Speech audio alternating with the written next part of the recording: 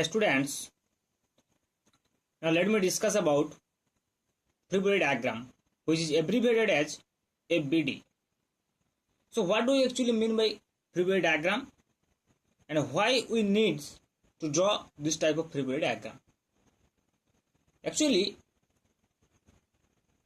in nature we have seen that all the systems are involving various types of objects and this construct with a multiple object system. So you can hardly find out a system which is involving only one or two objects. There is many objects which are involved in a system. So in mechanics, mainly we have to study about the force equation. So when we want to construct the force equation, we have to know all the forces acting on the system, moreover acting on each and every particle. So when all the object or particles are close together, then there is a very tough situations to us to find out the forces acting on all these bodies. So in that case, we have to find out each and individual object separately and the forces acting on the system or acting on each and every separate object also. So the free body diagram is nothing but a separate diagram of each and every object involving all the forces acting on that object. So here we can write down the free body diagram. About free body diagram, here you can write down that it is a separate diagram of an object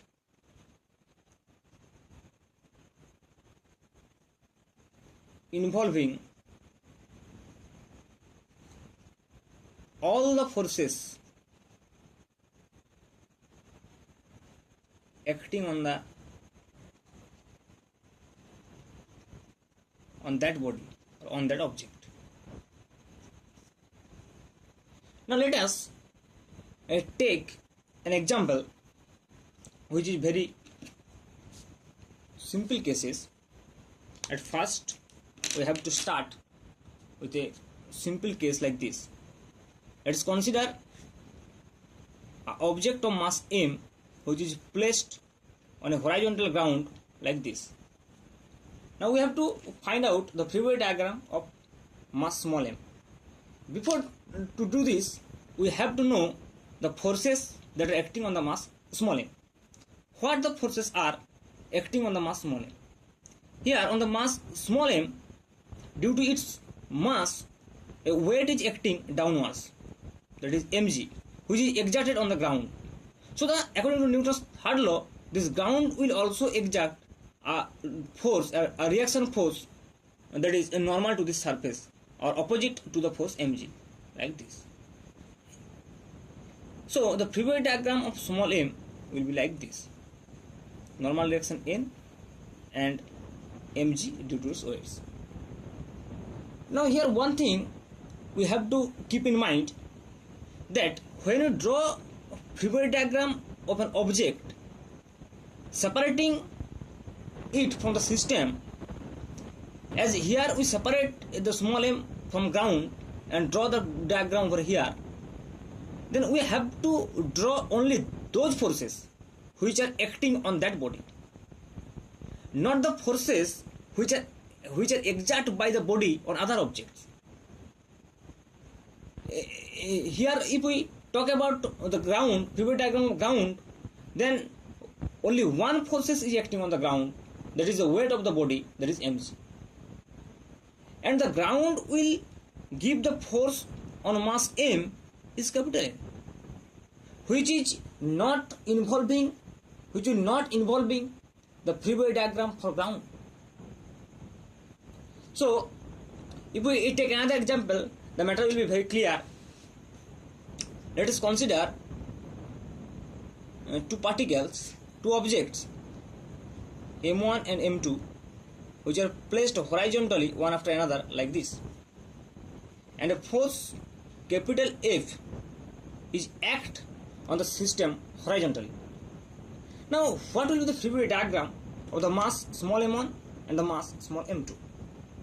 Now, we have to first see the forces that acting on this body. Now, for the mass m1, the two forces we can easily find out that one is the normal action n1 and another is m1g, which is acting due to its mass or due to its weights. Now, here the force is acting horizontally on the mass m1. So F is directly act on m1 but not on m2. Here the force which is experienced by m2 is only the force which gives m1 on m2 between the surface, contact surface. So here there will arise only one more forces between the surface of contact, that is contact forces. So m1 will exert a force m2 in this direction. Let us consider this force is capital R. Now here also, according to Newton's third law, this m2 mass will also exert a force equal but in opposite direction on m1, that is R, in this direction. So now if we consider the mass m1, then we can find that there is four forces acting on this mass m1. One is n1, another is m1g, that are acting in vertical direction. But in horizontal direction, not only the force F, also the force capital R, which is acting on m1 by the mass m2. So when we talk about the free body diagram of m1, the free body diagram will be like this. This is the mass m1 and its weight m1g will be acting downwards, and its weights and its normal direction will be upwards n1. And the force F, which is acting in this direction, that is positive x-axis, and a force capital R, which is given by m2, will act in this direction.